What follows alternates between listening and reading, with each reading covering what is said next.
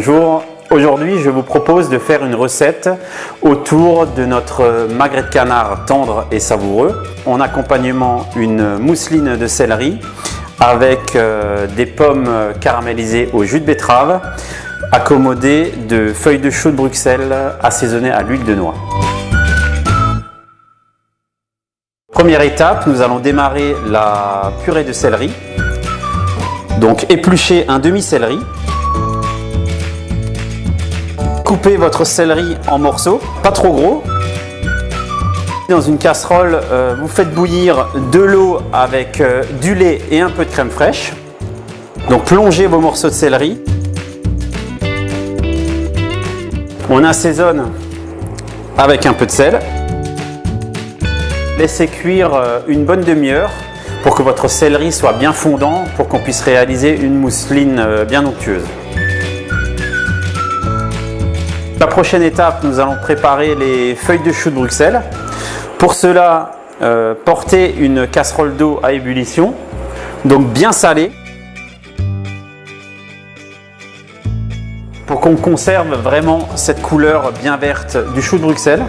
Ensuite, on va effeuiller nos petits choux. Donc l'eau salée est en train de bouillir, donc vous plongez vos feuilles de chou de Bruxelles une dizaine de secondes.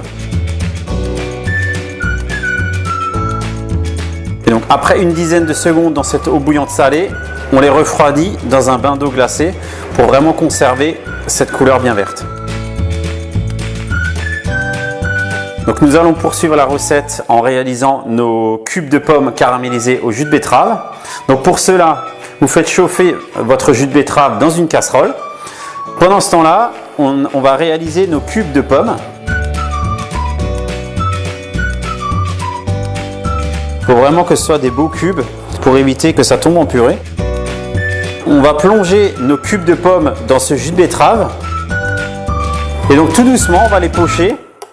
Juste quelques minutes, il faut quand même qu'elles restent encore craquantes.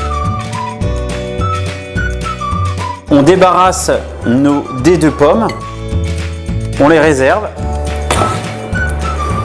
Et maintenant, on va réaliser le caramel. Pour cela, on va faire réduire ce jus de cuisson et on rajoute juste une bonne poignée de sucre.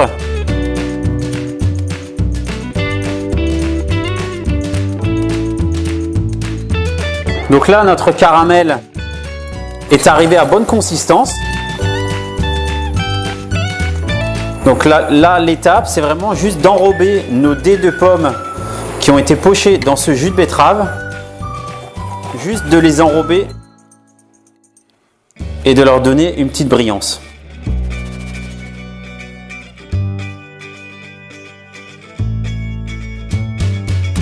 Nous allons passer à l'étape de la cuisson du magret de canard. Donc parez très légèrement votre magret, enlevez l'excédent de gras,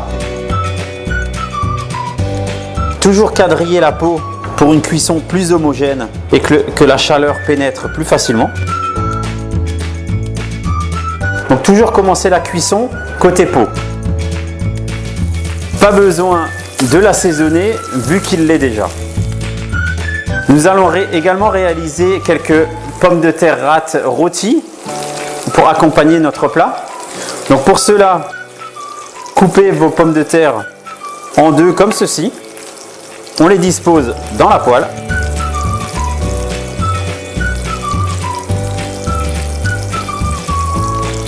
Nous allons retourner notre magret de canard avec une jolie coloration sur le dessus. Donc pendant la cuisson, toujours bien arroser la pièce de magret de canard.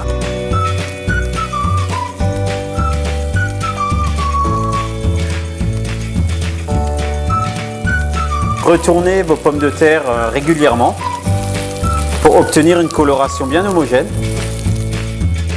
Pour la salade de feuilles de chou de Bruxelles, donc on récupère nos feuilles de chou qui ont été blanchies et refroidies dans l'eau glacée. Donc, une pincée de sel.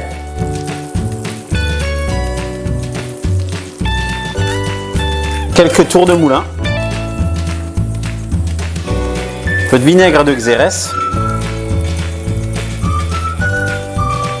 et de l'huile de noix.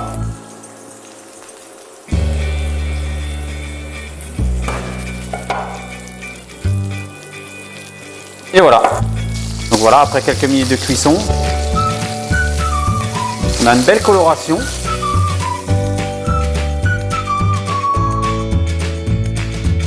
Donc une fois que tous nos éléments d'accompagnement sont prêts, la mousseline de céleri, les cubes de pommes caramélisés au jus de betterave, la salade de choux de Bruxelles et notre magret qui est rôti et cuit avec une cuisson rosée, nous allons passer au dressage. Donc pour le dressage, vous laissez place à votre imagination.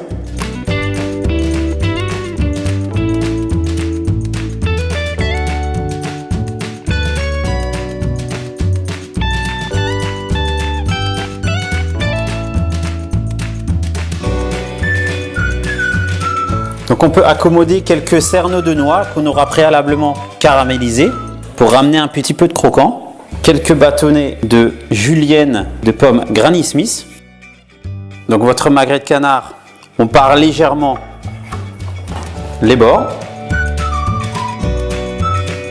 Et simplement couper en deux dans le sens de la longueur.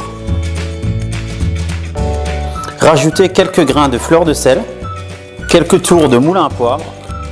Et au dernier moment, on va râper un peu de fèves de tonka. On va déposer un demi-morceau de magret dans l'assiette. Voilà, notre plat est terminé, prêt à être dégusté.